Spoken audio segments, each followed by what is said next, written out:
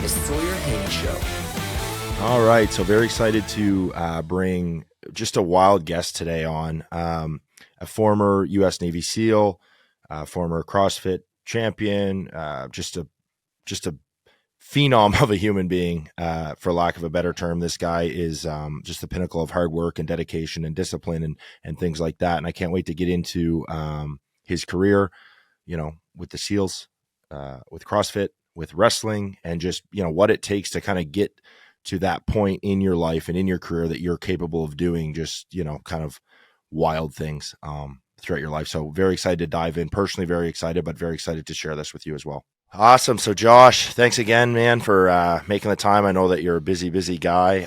Appreciate having you on. And I am honestly, I'm a little bit nervous because I've been looking forward to this interview for, 2 weeks now since we've been in touch. And I'm really, really excited to dive into it. Thanks a lot for coming on. No, man, thanks for having me on. I appreciate it. This is, right now is a good time. I'm not that busy because it's just PT and like I said, not letting my couch float away on me right now. Awesome. No, it's funny. Josh, Jacob connected us. Mm-hmm. I met him, what was it? Well, 2 weeks ago since you and I connected, and I seen him again this weekend, and we were laughing about you because I said that, you were in recovery mode. You just got off of surgery and you're posting and lifting weights just like crazy. And you could tell your leg is sore, but you just kind of have it out of the way, and you're just lifting everything else as if you're 100% fine. We're like, this guy's nuts. Yeah. It's like I said, it's my fourth knee surgery. And if I don't work out in some capacity, I'm not a good person to be around. And so I kind of have to. Sure. I think a lot of athletes, at least, that I know are kind of like that as well. You kind of become that cage dog mindset. It's like, okay, let me do something. Let me breathe. Let me sweat, So yeah, it's not my first rodeo having to do these seated workouts, legless workouts. Yeah. And so always for me, it's always just a time I can focus on some upper body stuff that I kind of neglect here and there. So, yeah.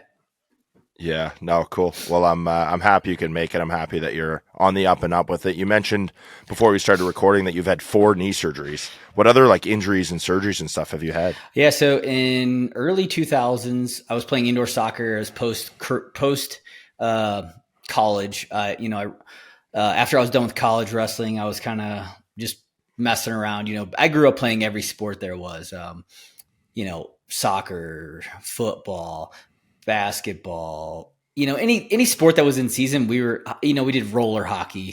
That was in St. Louis, nothing. I never got to play ice hockey. It was always something. Yeah. That was the one sport my mom was like, you can't play ice hockey. It's too expensive. Sorry. And we were like, okay. It was just at an early age. We were like, got it. Don't get to play that sport. But other than that, anything that was in season, we were playing. And so, in early 2000s, I was playing indoor soccer, intramurals, just with buddies, and tore my ACL. That was the first one. That was really eye-opening. I wasn't doing anything athletic at the time. And so, didn't really care that much about the recovery, but I still put in the work and went to physical therapy and made sure the knee got back to what I needed it to be at the time, which wasn't much. But, that was eye-opening. And so then in 2012, I dislocated my left knee, tearing everything, ACL, PCL, MCL, meniscus. It was a full dislocation. My left knee was literally at a 45 degree the wrong way. And so that surgery was gnarly. And that was when I was heavy in CrossFit. I just come off the year of taking second at the CrossFit Games. And so that rehab was really tough mentally to get through and, come back from that. But I also had this crazy mindset where my PT had to hold me back. Cause I was like, no, we're going to push the pace on this bad boy. And, that was your attitude. Yeah. I was like, of course it was. We are pushing this. And so I think I switched PTs twice and then finally ended up with a athletic trainer because I'm like, you're not progressive enough for me. I need someone that's willing to let me kind of push it to the limits. And so found a great athletic trainer that really allowed me to test the limits of where the knee was, what the knee was capable of at the time. And, really happy that I did. And so, that knee, that surgery, I had the ACL and the PCL fixed, and they left the MCL torn because they didn't want to do a third ligament, and they thought that there isn't a great anchor point to reattach it. So fixed 2 of the 3 ligaments. I don't think they ever took, to be honest. I never really felt stable after that surgery. Then 2019, I had some really bad medial pain in the knee, and I went to saw my doc, and he's like, "Man, yeah, you don't have an ACL or PCL in there. There's nothing. It's not they're torn. There's nothing." And so I think in that 2012 surgery, the body actually absorbed the cadavers that they used. And so, yeah. So in 19, we did a high tibia osteotomy because I was having basically bone on bone on the medial side of the knee. And so a high tibia osteotomy is where they break your tib fib. They basically, saw a wedge into your tib fib and then put 9 screws in to realign the joint. So those were the first 3. And then this last one was just a clean out. So this one, like I said, was not that bad. It's like, all I can think right now is like, what is everybody else's excuse? What's my excuse? Like, fuck, I've had a few minor injuries playing hockey, but nothing to these extents. And you just keep going, man. It's wild, man. I just love it, man. I always have said that, and don't get me wrong, I haven't always been this way. There was definitely times where I had a mindset where I'm like, I don't really care. But, right. And when I started doing CrossFit is where I feel like I just kind of I finally found like a passion and something I truly, truly loved. Yeah. And, ever since then, it's just like, no, let's burn this. Let's burn it down. Let's see. Let's get after it. Let's keep going until the wheels fall off. I don't want to be the guy who, just makes it through life. I want to fucking push the limits and see where the body's capable of doing. Yeah, no, absolutely. And I mean, just looking at your socials and researching you and things like that, it's very clear that that's who you are. And like I mentioned, you're an inspiration. And really, just even following your page here the past few weeks, I'm like, holy shit, I want to be more like this guy. Because you're truly an inspiration. So you're in Denver, Colorado now. Is that where you grew up? No, I grew up in just outside of St. Louis, Missouri, in a town called St. Charles. Good old St. Chuck. And in 2007, left for San Diego for the military. And I was there until 2.5 years ago. So just moved to Denver, like 2.5 years. Okay. So you were doing, and that's what I was trying to figure out too. You were doing CrossFit while in the military at the same time? Yes. So the 2011 season was my first season competing. And so I was on my second platoon and asked my chief, like the dates kind of lined up for the competitions. I'm like, I think I'm good. I only need like 2 days to not be the 2 days. I have to miss 2 days of training. Cause when you're in the SEAL teams, you're constantly going on these like month-long, 2-week-long, 3-week-long training trips. And so I only needed to miss 2 days of one trip to basically complete the season. That was games, regionals, and open games and regionals. And so, my chief was like, they allowed me to do it. And I got very fortunate and did really well. Is that something that you often see with people in the military or SEALs, like balancing the CrossFit and that profession, or are you kind of a unicorn in that way? No, nobody, not during the time that I was in. No. Okay. It's hit and miss in the SEAL teams. Like most guys work out in some capacity. To be honest, when I was doing a lot more people made fun of it because it was still really early in the people made fun of you. They were like that is shocking to me. No, it should not be shy. I got made fun of a lot.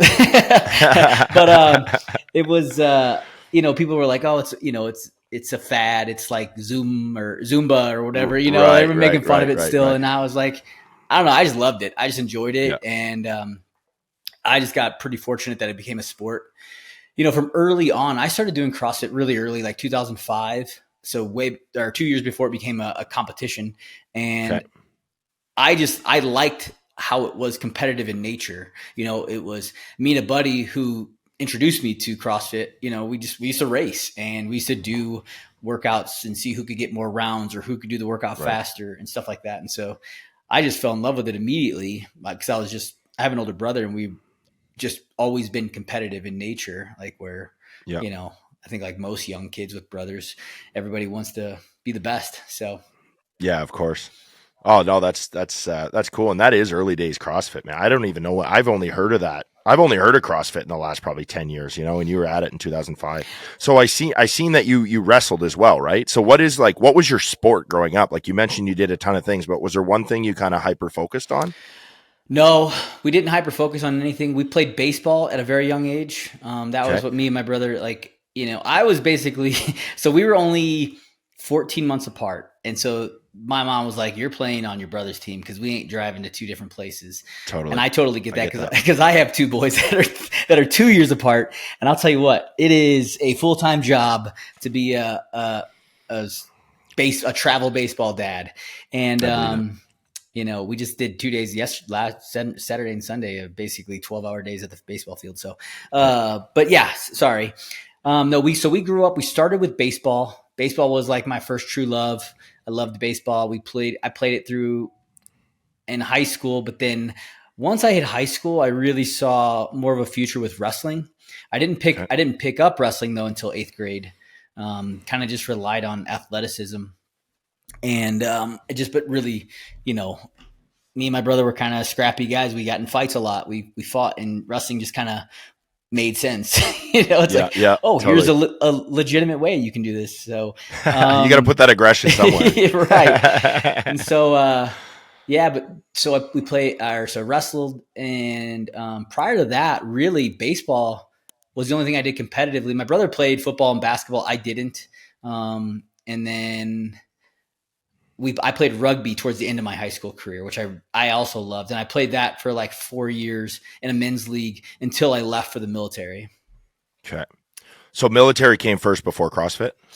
No, CrossFit was 2005. I actually used CrossFit to get ready to try to go, into the military. So I met my buddy, Mike Singer. He was like, hey, I was doing mortgages at the time, right? I quit. I left college. I only went to college for a year, and suit guy. Yeah, I was doing mortgages, and this buddy was like, "Hey, man, I'm gonna go try to be a Navy SEAL, and this is what some of these guys do to train. It's called CrossFit." And I was like, "He's like, let's check it." I'm like, "All right, cool. I'll give it a shot." And so we went and started doing CrossFit in January 2005. I fell in love with it. Immediately, and I'd always kind of thought about doing the military, but it wasn't like my family wasn't military, but I always remember thinking in my, younger days, like, oh, that would be cool to see if I could go. In my head, I was like, go make it through boot camp, right? Because for whatever reason, like movies and TV shows that you've seen.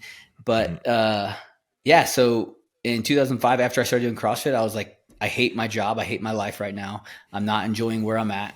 And why not I started doing my research on the SEAL teams, and I was like, fuck it, let's go. Let's give it a shot. And so the same guy who introduced me to CrossFit introduced me to SEAL teams, and then the rest is history, So when you say SEAL, it's like in Canada, and I'm not really educated on this in general, but I think in Canada might be a little bit different, and that's where I'm from. Mm-hmm. But how does it, like, if you just wake up and you say, okay, I want to be a SEAL, you do what you need to do to get there, or do you kind of start at the bottom within the military and climb the ranks? Well, or how does it work? Yeah, so in the time that I went through, it's kind of been different throughout the years, right? Because the SEAL teams at first, when it was first made, which was in the 60s, it was or maybe it was early 70s. I can't remember the exact year. But anyways, it was more of a it wasn't your job. It was something you did as an extra job, right? And so then slowly it changed to where it became its own rate. And so then when I went in with what they call the SEAL contract. And so you were guaranteed to go to BUDS, which is the first training to become a SEAL. So I went to boot camp. I had to go to this little 2-week course, and then straight to BUDS. And so that was the only thing I did in the military. But prior to me, like prior to me, it wasn't that way. You had to go in, you had to get a rate, you had to go to that rate school. And then after that, if you put in a packet, you could try to go to buds. So it was a little different. Okay. So it's been different throughout the years. Okay. So what drew your attention to SEAL versus, any other like categories within the military? Well, at the time, so I'm from landlocked Missouri, right? So I didn't even know what a Navy SEAL was when I first was introduced to it. I'm like, Navy SEAL, I don't know what that is. And it wasn't as big. You didn't play the video game, the PlayStation 2 Navy SEAL video game, dude? That's how I know what it is. I did not. And so, it was for me, I knew what Marines were. I knew what Army Rangers were and Green Berets were. But like Navy SEALs, I was like, nah, I don't really know too much about that. And so when my buddy Mike kind of told me about it, I just started reading books. I read a few books on it, watched a few shows the very few shows that were out back then. And I was just like, yeah, everything it said was, this is the hardest military training in the world. And I was like, sounds good. That made you want it. Yeah, sounds good. Let's go. And so, that was really how I got introduced to it. It was, really late, and I gave myself a year and a half to train for it. So, yep. So you seen it as like as a challenge because it was the highest of the high, and you said, I want that. Was that kind of your attitude? Yeah, exactly. It was. Yeah. I think a lot of things went into it.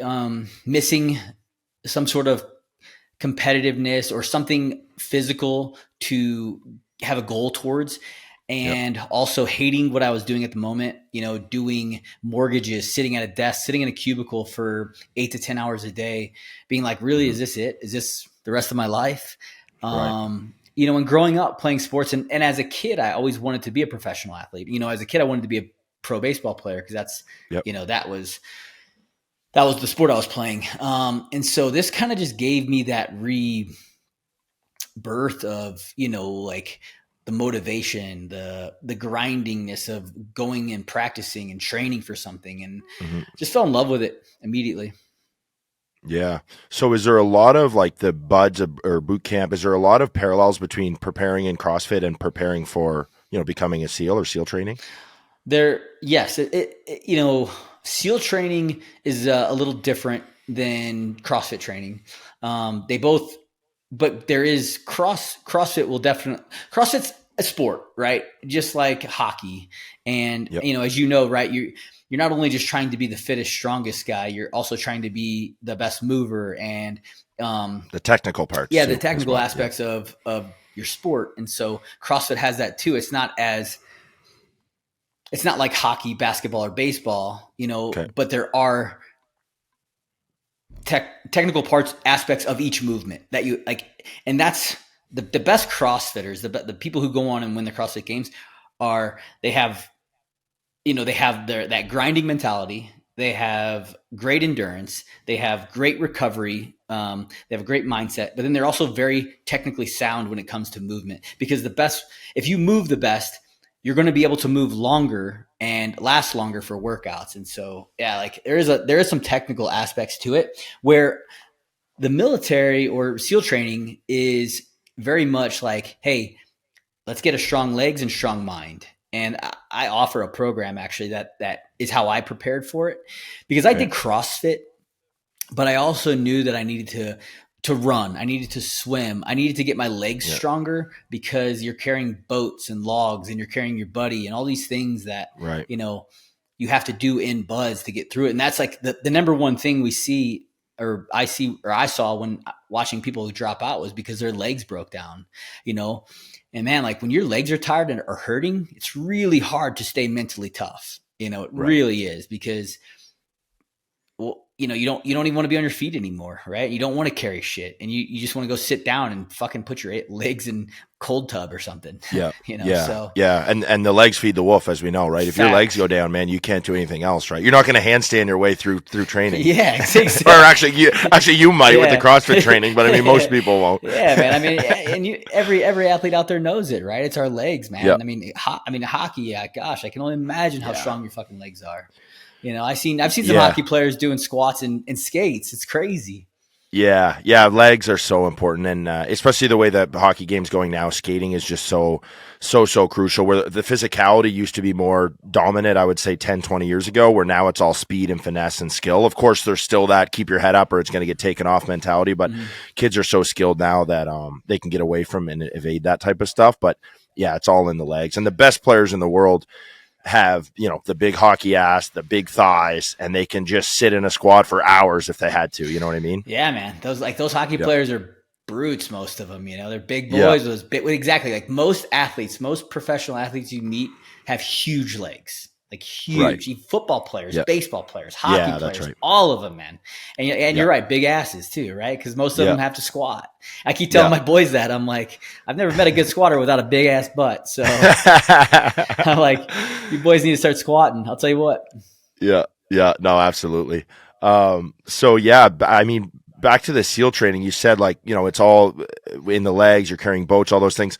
Is there a physical requirement to be there? Like, is there a measuring stick where it's like, listen, if you can't squat X amount of pounds, like you can't be on the team? Or is it just if you can do the job or not, whether you're on the team or not? Well, do they measure you from a physical standpoint, or is it just like do the job or not?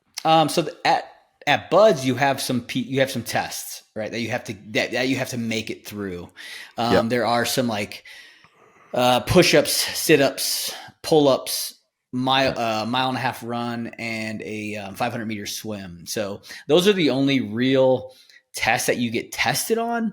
But man, that test, it holds no bearing to if you're going to make it through or not. And so, I think it's kind of crazy that a lot of people will still tell you I preach this pretty often on my social media and to anybody that I talk to, because I get asked pretty often how I trained and prepared for my time to go in. Yep. And I'm like, this is what I did. Like the running, the swimming, the push-ups, the pull-ups. I saw guys fail those tests so many times and still made it through. But it's like, because those tests weren't the true measure if guys were going to quit or not. And so I think people give out a lot of bad advice, and they'll tell you, oh, you don't need to focus on lifting weights or being strong. And I'm like, man, you're crazy if you go into Buzz and don't have strong legs. Like if you're not lunging, squatting, doing box step ups, sandbag cleans, all these different things other than push-ups, pull-ups, and running and swimming, those were not the determining factors of who made it through it or not. It was the guys that legs kept going and didn't break down. And it was the guys who stayed mentally strong. And so I'll preach it to the day I die. Like, man, like if someone tells you that you don't need to focus on lifting weights to go to Buds, like they're giving you bad advice. You need to go find someone else. Right. But once you're in the team, you still have to technically pass tests for the military standards. But, once you're there at a team, now it's like you don't want to let your brothers down. And so it's like you should be training. Not every guy does. And not every guy's, I guess not 100% of the guys are needed to, because you do have to have your comms guys. And, everyone in their team, I felt like had their specialty that they were really good at. Some guys were like gun guys, right? They just knew everything there was to know about guns. Some guys were just, navigation guys. They knew, where to go, how to do terrain navigation. Some guys were really into lifting weights. That was me. You had your corpsman, who was the guy who was the medical guy, right? So like everyone had their specialties, but you still had to be able to hike in 10 miles with a pretty heavy pack, so most guys, yes, going through it have to be pretty strong and fit. So before I get into your role, because I'm so interested in that, how many, before we kind of leave the Buds conversation, like how many people are going into this program and how many people are making it out on the other side and checking all the boxes and making the team? So it typically, right now, I think it's like about an 80% dropout rate. So, 2 out of 10 guys make it through. So my Buds class, I believe, I don't remember the exact number. It was like right around 320, I want to say 320, 323 we started with. We graduated with 40 or 44, somewhere around there. But then of those 44 guys, there was 12 of us who were originals. So you can roll back. You get 2 rolls per Buds class. And so a roll is like a medical roll or a performance roll. So say you fail something They typically give you more than one shot at something like pool comp is a big thing that a lot of guys get rolled for. And that's where you go down and you have dive tanks on, and you have to do these procedures and make sure that you're calm underwater, even when they basically remove your air and make you go through these procedures in the bottom of a pool, and you get 4 attempts at it. If you fail all 4 attempts, you get rolled back to the next class coming up. And so you get 2 of those. And so we had, out of 323 guys that started with my class, which was 266, it was like 12 of us were originals from that class. Damn. So, of 300, 320. 320. Wow. So but we graduated with 40, round 40 with, and that was with the rollbacks. So the guys that rolled back from the classes in front of us. Right. So do you feel the greatest factor contributing to, making or breaking is the mindset? 100%. I mean, within those tests, the mindset's, yes, I think it's the biggest factor. I think having your legs prepared for the amount that you're on them all day, every day, that also will help your mental, strength or resilience or whatever you want to call it. Yep. But, so if you don't have strong legs, your mind's probably going to break down. So those 2 things, I think that's the key factor. Right. And just really wanting it and not having a plan B, right? Not having a backup plan in case things go wrong. That was my mindset going into it. It was like, there's nothing else I want to do. So this is it. So I'm not going to plan for failure. I'm going to plan. I'm just going to plan. That's the old, what is that? Greek expression or some expression, burn the ships. Yeah. So there's no way back. Right. We're on the beach. We're either taking the beach or we're done. Yeah. That's it. 100%. So I love that mentality. So were you like training your mindset in advance for this stuff, or how do you train your mindset now? Like for a listener that, is sitting on the couch right now, like how do you better your mindset? Like how do you personally better your mindset and prepare for those types of things? Yeah, that's a tough one, man. The mindset piece is a really tough one. And there's, to be honest, there's a lot of great workouts where you're testing your mind, right? Like if I give you a workout that you don't really need to stop doing other than the fact that you don't want to because it hurts so bad, that's a great way to test your mind. So if I put a 50-pound ruck on you, a 35-pound ruck on you, and I'm like, hey, go run until I tell you to stop, right? You probably don't need to stop. And you don't even have to run, right? As long as you keep moving, that's all I care about. That's a great way to test your mind, right? Because you're going to start having some really shitty thoughts going on in your brain. And so like that, for me, that's how I found the best way to really push that mindset when I know it sucks. And then having some things to say in your head, and we had some really great mentors when you're in buds. You had guys like Master Chiefs come and talk to you and tell you, hey, lesser men than you have come through this training and gotten it done. Why can't you? That was one thing that really stuck with me. And another one was, no matter how bad this sucks, the moment that you're in right now, like no one can stop time, right? No one can make you quit and no one can stop time. So however bad it sucks at the moment you're in, like it's going to pass. And it's whether you are there or not at the end is up to you. Like you're making the choice to walk away from this. No one's going to force you to no one can force you to quit this training.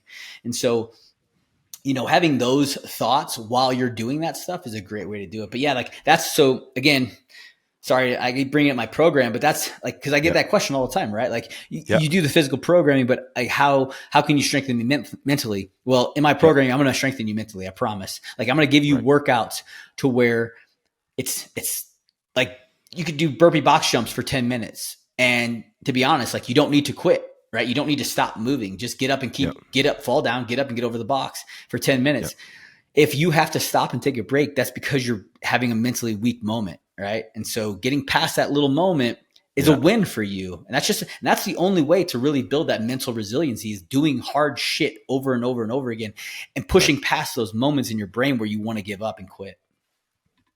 Oh man, I love that. That's fucking awesome. That's like a Hermosi expression too, where it's like, just do the thing over and over and over and you will build confidence. If you're insecure about whatever the hell you're up against, do it 100 times. You're going to be more confident. Yeah. It's inevitable. Fact.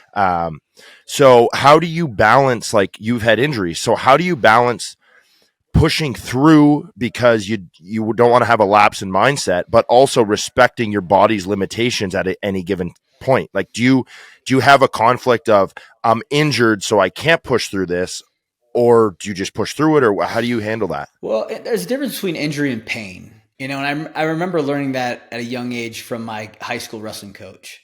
There's a difference between injury and pain, and understanding the balance of that, and that's a hard thing for young kids, especially. But man,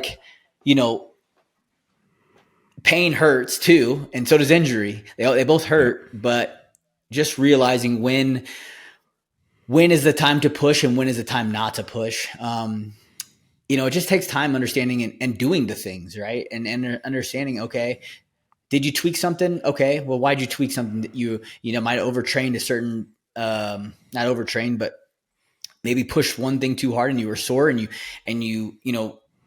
didn't activate something else. So now your body's compensating. And so now you have a tweak. Okay, well, is there a way to work around this? Yes, probably. There probably is. But it's a hard thing. I don't know. I don't even know if I can even truly explain exactly how, but it's something you have to figure out for yourself, right? Having more body awareness, more awareness of yourself as an athlete, as a person, as those things, and realizing when, oh yeah, I'm hurt, or no, I'm just hurting. I'm not hurt. Right. You're very clearly educated on this. Like, are you like constantly learning and researching and figuring these things out? Like not only figuring out yourself and your own body awareness, but just all of this scope, this health and fitness scope in general? Yeah. I've been doing a lot of research. I've like I said, I've grown up an athlete and I love it. And then I love figuring out and finding ways to be the best that I can be. And that sleep, I learned at a pretty great early age too, that sleep is so important, right? Like, and all it took was me getting sleep to realize it. That's really what it was. It was like, oh wait, why do I feel so good? And it's like, damn, it's because I'm getting 8 to 10 hours of sleep right now. And I feel amazing.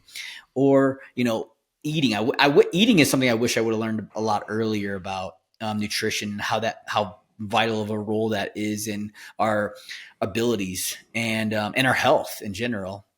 Yep. And then, being mobile, right? Like the tighter you are, the more sore you are, the easier it is, the more prone you are to getting injured. Right. I'm sure that you have had great, probably trainers and athletic trainers telling you the same thing, being a hockey player, man. Like, there's times, like you said earlier, there's times where, you do need a rest day. Or instead of a rest day, let's focus on something other, wherever you're really sore or you're definitely hurting in, let's attack something else. But let's work on that recovery on those muscle groups that are hurting or sore, right? Like I do, I've been doing acupuncture for 12 years, cupping, compression, going to hyperbaric chambers, sauna, cold plunge, all the fads right now that you've been doing them for 10 years, 20 years. Like probably you as well. These aren't new things. They're just newer to people who are on Instagram or social media and figuring out that this stuff is awesome and it makes you feel really good. Yeah. So, So what is your program? Like, where can people find it? Because I know as soon as you mention that, people are probably already Googling it.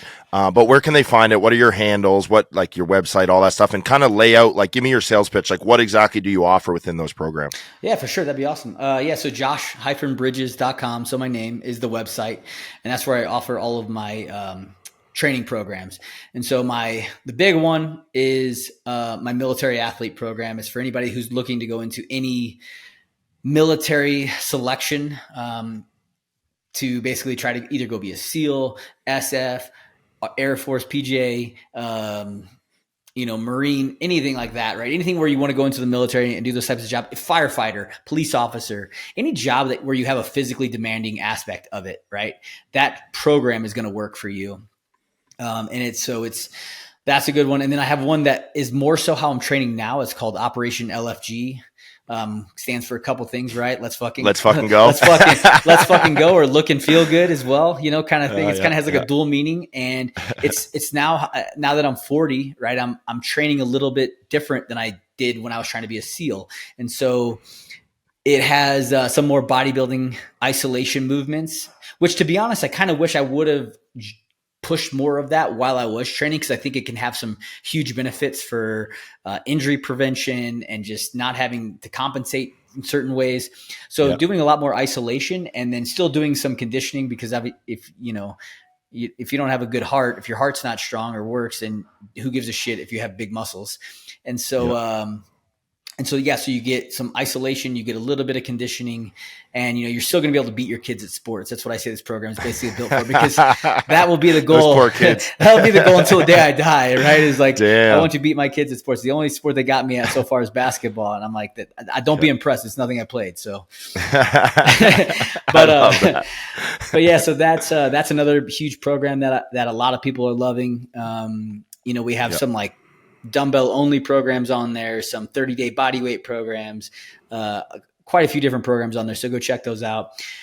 The YouTube has a lot of great information. We're doing is just my name, Josh Bridges, type it in. That's the channel.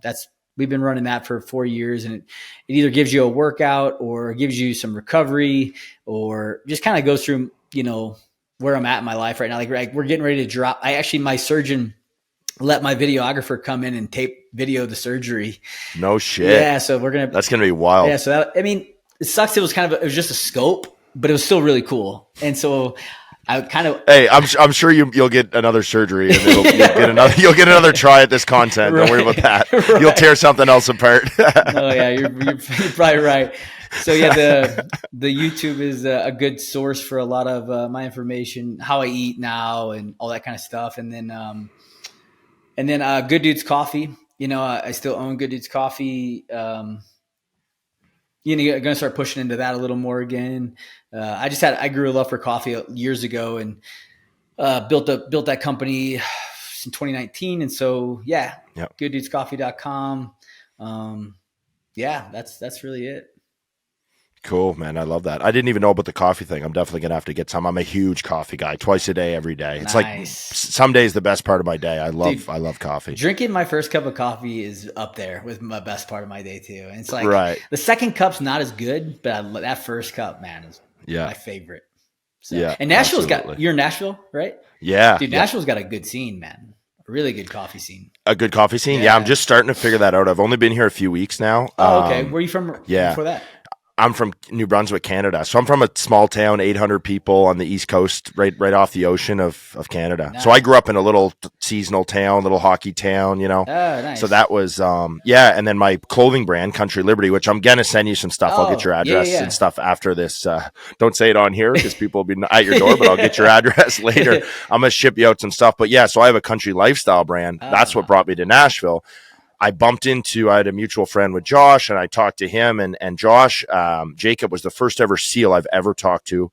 And I was just like, I fanboyed. I dedicated the whole time that we were there at the same time, that part of my night, to just talking to him and quizzing him. And then that led me to, the introduction to you and just awesome. Kind of my intrigue in this. Very cool. Which I guess is kind of a good segue. We were talking about the training and things like that. What was your role? Like once you got in, or I guess when you signed up, did you know what you wanted to do within the SEAL program, or did you kind of figure it out along the way? And then what was your role on the other side of training camp? Yeah, I think that a lot of guys, do, that probably do know what they want to be. For me, I wasn't sure exactly. I went to breacher school. I became a breacher, and that was such a cool job. I loved it. That was my role in my platoon. I was also, your first platoon, you're typically like a automatic weapons. So you're a machine gunner, right? And like you're called you're a FNG, right? Fucking new guy. And it's like, you're going to carry the big heavy guns, and you're going to be your job. And what guns are those? So that's the Mark 48. Okay. So yeah, the gun was probably almost as tall as I was. It was probably really it's a big boy. And so it's like a turret gun. Honestly, I know very little about this. So it's like a turret gun on a bipod, or what? No, it's actually a gun you carry. Like you can actually and it's that tall. You have a sling. Yeah, it's big. It's a big gun. I mean, I'm not that tall. Okay. I'm 5'5", man. So okay. it's not that big. But so you carry it, and that was the first platoon. Second platoon, I was actually still an AW gunner, but also a breacher as well. Okay. And so, it was awesome, man. I mean, those times in the teams were some of the best times of my life. They were super fun, great times. But yeah, being a breacher is like one of the best jobs in the world. It's basically the guy who gets you into wherever you're going. Like you're going into a house, right? How are we breaching the door, the wall, the window, whatever, right? Yep. So explosive breaching, mechanical breaching, all the different types of breaching out there, right? You get to go to that school, and it's such a cool school. It's just pure man camp. You sledge doors, chainsaw doors, quick saw, steel, blow doors. Like explosive breaching. It's really, really cool. And so that was my job. So it was awesome. So did you obviously did that in training. Did you do that in real world as well? Yeah. That was the job in real world. By the time I was deploying, we weren't doing much explosive breaching anymore, but so it was all pretty much, kick in the door or gun through a window or, sledging a door or things like that. So what's best practices for breaching a location? Like what are the checks? Like what are you guys doing? What's the process of breaching into a place? You're just basically going up and assessing the entryway, right? Okay, is the door the best possible way, or is this a little? You just have to go through all these possibilities, basically. Like what's the best possible way to enter, and is the door the best way? Is a window? Is there? Do you cause a maybe a distraction somewhere and go in a different way? So lots of different things that go into it. But yeah, it's awesome, man. Like some of the best techniques out there are by our SWAT guys, and so we learn a lot from. There's a lot of going to their training as well and getting better ideas and things like that. So. Okay. Yeah. So then you started off breaching. Where did you go from there? So after that, I did 2 platoons, and basically was just a breacher, and that was my last role. Went to an instructor role my last 3 years because that was after I got injured. So I was in 2012 when I injured the left knee. So basically, I had to go still rehab before either deciding to get out or go back to a platoon. Okay.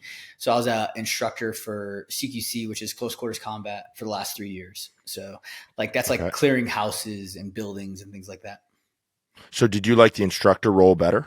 No. Or do you like the breaching? No, yeah, being in a platoon is way better than being an instructor. But an instructor is a necessary part of the job, right? Like we have to have those guys that do that because, basically who you're instructing, you're teaching the guys that are working up to deploy. So, yeah.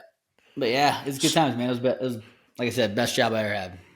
So deployment, that means like when you're going overseas and you're going into combat? Is that what that means? Yeah. Well, not everybody's going to a combat zone, but yes. Yeah. Okay. Yeah. So how many deployments would you have done? So I did 3. One was a very short. My first one was a very short one, straight out of training, and then I did two more after that. Okay. And like when I was speaking with Josh here last weekend, he talked about the seasonality. Like you guys, like talk to me a little bit about the seasonality of going to training across the U.S., flying overseas, coming back. Like what does that look like in a calendar year? So for us, we had, at the time when I was in, it was like an 18-month cycle, right? So you did 6 months, 18-month workup to a 6-month deployment. So a 2-year cycle, basically. You're with the same guys for 2 years straight. So you did 6 months of your personal training, right? That's where each guy was going to like individual schools of whatever job they were going to have. And so that was like, oh, you're going to be a sniper. You're going to sniper school. You're going to be a breacher. You're going to breacher school. You're going to comm. You're going to be a communications guy, a comms guy. You're going to medical school. The next 6 months is where we're training all together, and we're doing mobility training, CQC, land warfare, all the different aspects of our job of things that we could do. The last 6 months is like kind of preparing for workup, or preparing for wherever we're going. And then at the time it was 6-month deployments. So you'd be overseas wherever you were going. Some guys went to, we went to a lot of different places. Not everybody was going to a combat zone, but for the most part, when I was in, you were. Right. Okay. So do you want to speak a little bit on that? Again, I don't want to ask, questions that you're not comfortable answering, but do you want to speak on any of your combat experience? I mean, to be honest, man, mine was so, I went on 3 deployments, but man, like I was at down times. Like my first deployment, was to Iraq. There wasn't a ton going on. It was actually after, it was called Operation New Dawn. And so it was definitely slowing down a lot. Okay. Second deployment was new guy platoon. We went to Iraq. We did some cool stuff, just not a lot of it. It was still pretty slow after that. And then the last one, I got injured in pretty early in the deployment. And so, yeah, it was to Afghanistan. It was, it was cool. It was awesome. And a great time in my life for sure. Yeah. What's the mentality over there? Like, is everybody stoked to be there, or are they just kind of like waiting out their time until they get to come back, or like, what's the mentality over there? No, man, for the most part, like people want to, like, it's like, it'd be like training for your sport and never getting to play a game. Right. And so, most guys are stoked to be there and, excited to get some work in. Yeah. And what types of like personalities are signing up for this type of thing? Is it all like sports driven, like kind of self-disciplined type people like you, or is it troubled people? Like, what is the? It's hard to explain. Yeah. Like there's every different walk of life you'll ever think of. Okay. I was actually shocked, in my mind, I thought it was going to be more sports guys, like athletes that, I don't know, just decided that, this was the route they wanted to go. And you have that, but it's not as prevalent as you think. And then you got like gun guys or country boys that just grew up shooting guns and, and then you just, some guys, you did have a few guys, who were just like kind of in trouble, needed to escape, or not escape, but like kind of change the trajectory of their lives. So there's all different aspects of it, man. And that was what was crazy. People always used to be, what does the quintessential SEAL look like? And I'm like, dude, I couldn't even tell you, man. Like, you think everyone looks like Arnold Schwarzenegger from Predator, but Rambo. Yeah, or Rambo, right? But it's like, it's not the case at all. Yeah. And so it's kind of wild. So how accurate are those movies? I mean, I know Rambo is super far-fetched, but okay. Rambo aside, like, American Sniper or, the more kind of, they're all slightly more realistic movies, but are they realistic? They're all very Hollywood, and they all have there's definitely probably parts that are some realistic, but for the most part, not really, and they have to make it entertaining, right? And, so it is what it is. It's like what parts of those movies are exaggerated? Or what parts would be real, would you say, if you're watching, let's talk about American Sniper, like how much of that is accurate? Chris was actually my first LPO. So I actually worked with Chris, which was crazy. And so really, yeah. What was Chris like? He was, sorry to ask you so many questions. That's cool that you work with him. No, yeah. Chris was a great dude. Awesome guy who I didn't get a ton of time with him. Like it was only, a month or so. And then, but that month, he was at first, you're just a fucking new guy. So, you're getting some and, you're getting new guy treatment, which happens. And it's, kind of how it works. But he would come to us afterwards and, like if we need anything, he was there helping us and giving us some information and kind of helping, grow us as operators. And so it was cool. It was awesome. Very, very fortunate to work with some phenomenal men. Yeah. Yeah. No, that's great. That was, that's one of my all-time favorite movies. That's why I brought it up like 3 times just now. I love it. But I guess kind of back to that original question, like just kind of going through that movie, say, like, is that kind of accurate how they operated, or did they just like really hyper focus on the one character, the main character, the story, and kind of mix like combinations of other people's stories and feed it into one funnel, or how, I don't, obviously I don't know Chris's full, I wasn't there for all of it, right? I was there for a very, very short piece of it. Sure. So, from how it looked to me, it looked like, they basically, it made it look a little probably cooler than it was, but again, I also wasn't, part of his entire journey or life. So I don't know all the ins and outs. It looked a little upgraded, I guess to say. And I mean, you have experience in like kind of the more modern warfare. Like, what do you think when you look back to say World War II, World War I? Like, what are your thoughts on that compared to like today's day and age? It's wild, man. That stuff's wild. I mean, those guys, like, they left and they just didn't come back for years, years at a time. And so we have these cycles, obviously a little better. We had some better treatment coming home. They're taking care of soldiers, trying to, make sure that people aren't coming back and losing their minds, going straight from war back to civilian life.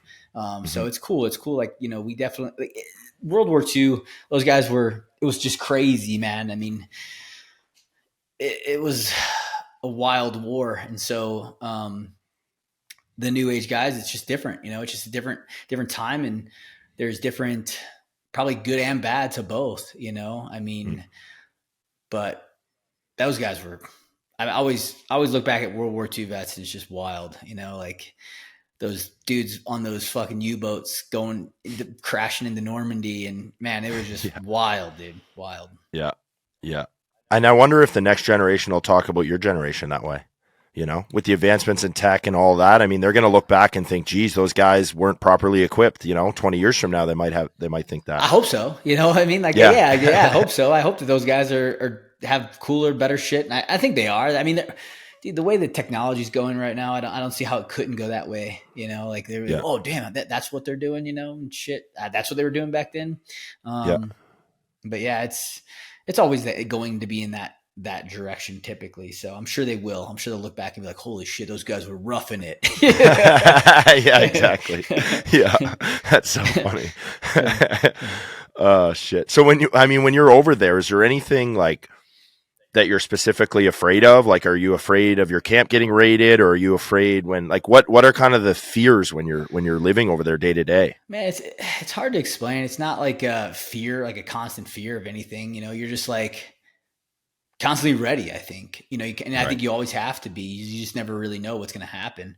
I was in some pretty, and we had people who were in lookout points, right, guarding our base, and so, it's not like this like all the time, but like once you leave and go outside the wire, it's you're like, okay, you're on alert, right, like you're ready to go, and so, like I said, man, it's hard to explain, but it was cool. Yeah. And that's what you're trained for too, right? So you're prepared for it. It's not like you're just pulling me off the street, throwing me in this situation and say, okay, don't be afraid. Exactly. You guys are ready like for we it. went through, like the training that we went through, definitely prepares you. It's not the same, but it gets you in the right mindset and gives you the skills that you need to do to when you're over there. What were the biggest surprises from training to real world experience for you? Man, there wasn't a ton. Wasn't like you're around, your counterparts, like your Afghanis, your Iraqis, not really having that training, before. You do a little bit, but nothing, it's not real, right? It's just like, right. So, other than that, man, it's nothing really, no real surprises. You're kind of ready. And we were also had been in war for so long, you had so much experience and so much knowledge from the guys before us that like, Gotcha. You just kind of always, you were getting fed so much, man. Like I definitely didn't feel underprepared at all or surprised at anything. It was just, you had guys who we've been in war for years by that point. And so a lot of great experience and a lot of great knowledge that to pass along. Right. So do you rely on the older class to pass down that experience? Like, is there a program or some type of system that the guys that have been there, done that, can pass on that knowledge to the up and comers? Oh yeah. I mean, that's constantly happening. And in training, pre-training, and even the guys that you're with, right? Not every guy is the same. Like not every guy in your platoon is the same. It's not the first platoon, right? You got second, third platooners, you got fourth platooners, you got your chiefs, your OICs, you got a lot of different knowledge and a different leadership with you that, there to help you, to guide you in through these, through those. Right. Okay. Same as like what, when you played in hockey, man, like you got your older guys, your experience, your coaches, all these guys are going to pass along their knowledge. It's like any sport. Right. Absolutely. And you mentioned the programs that once guys get back from war. There's good programs now, better than there was in World War II. Like, what are some of those programs that we should highlight, that support the vets and not just, American, but North American, Canadian vets as well? Like, if you know of any, like, what are those programs that we should call out and draw attention to? Yeah, I mean, there's tons of great ones now, man. I mean, so many veteran organizations out there helping these vets that are dealing with either, PTSD, mental issues, right? Sleep, whatever. There's so many good organizations out there now.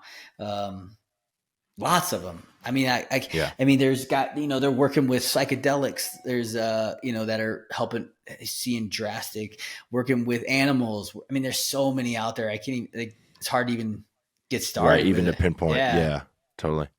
Cool. So well, it's nice. It's nice to know that those things are in place. Yeah, for sure. It's huge. And, just great for our veterans. Yeah, absolutely. Was there anything over like there or in training or throughout your CrossFit career, anything that was like very specifically difficult or like really difficult to overcome within your career? Like, was there any, like, obviously your surgeries, things like that, but was there any parts or any times when, you almost gave up or you felt like giving up or there were just very difficult hurdles to get through? No, man. I mean, no, it's just, you're there to do a job and try to get your job done. That's really it. Right. And, be there for your brothers. And so it was that kind of stuff doesn't ever really enter your mind when you're over there. Okay. And, is there any misconceptions like that people assume that isn't true? Like for someone with no military experience, is there any misconceptions? Not that I can think of, no. No, just a bunch of good dudes doing good shit, man. That's really it. Yeah. Are you still in touch with your platoons? Yeah. Some of them. Yeah. Some of the guys. Yeah, for sure. So cool. Yeah. I mean, it gets hard. Everyone, kind of goes in separate directions. People take different routes, different avenues. When you're not in a platoon, when you're in a platoon, you're together all the time, right? For 2 years straight. Mm-hmm. Like you're with your platoon members more than you're with your family. And then as you, once that platoon's over, man, everyone goes like in different directions. Some guys go to training, some guys go to a different platoon, some guys get out, so it's like, it's harder, obviously, to stay in touch, but yeah.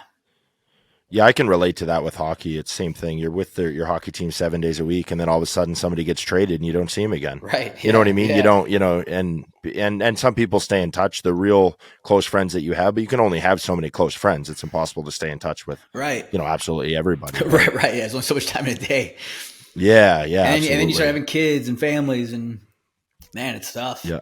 Well, that was my next question. Like you must be planning your life accordingly, right? Being a part of this, being a SEAL and knowing when you want to start your family or how you want your family dynamic to be, like what goes in, like, how the hell do you figure that out? It's tough, man. I mean, it really is. It's hard. And you got to kind of like everything in the military could change on a moment's notice. And so, even you had these like set schedules that were kind of set in place, but even then, you couldn't plan anything. And so, you had to become really good at just like adapting and overcoming and being like, okay, all right, now we can do this, like spur of the moment shit. So, yeah. With a partner that is on board with that, right? Too, 100%. Right? Yeah. And it's tough. That's man. It's a commitment on their end too. Dude, huge. Yeah, very much so. I agree. It's hard. It's hard for everybody. Not only you and your spouse, but your family, friends, everyone. Yeah. I get that. Before we wrap up, I want to ask you, do you have any advice for someone that's looking to follow your footsteps, in the CrossFit and also in becoming a SEAL? Like, do you have any advice for that person listening as to what type of action they could take now to kind of get that momentum started to becoming either a SEAL or a CrossFit athlete? Yeah. I mean, don't let the process overwhelm you. It's a long process. Either of them are, and take it a day at a time, take it a workout at a time, take it a step at a time, because the guys that I saw fail in either one was guys who looked at how long they had to go, how much further they had to go, instead of just being like in the moment and understanding like, hey, I just got to get through this workout. and then I just got to get through the next workout, and then it's got to get through the next workout, right? And just kind of keep moving, and all of a sudden you're adding up, and now it's like, okay, now you're feeling good, and you're feeling ready, and you're enjoying, and then it just becomes a part of who you are, right? It's like, oh, this is just part of the day. I just got to go work I got to go work really hard, and then I got to go recover, and I got to eat right, I got to sleep, and so just taking it small steps at a time, and not looking at the long haul, how much further you have to go. Like, it's like if you're running across the US from California to Maine, you're not going to be like, damn, I got 1,956 miles to go. You're going to be like, let's get through this next 400 meters and then see how we feel. Let's get through the next 800 meters and see how we feel, and that's how you have to look at things. It just gets, it can be so daunting if you look at it too far in advance. Right. No, I think that's great advice. Appreciate your time, man. This was awesome. Personally, this was awesome. My audience is going to love it. Really cool. I really appreciate your time. Yeah, Thanks man. a lot. Of course, man. Thanks for having me on. I appreciate this. This was fun. Yeah, no, this is great. Thanks, man.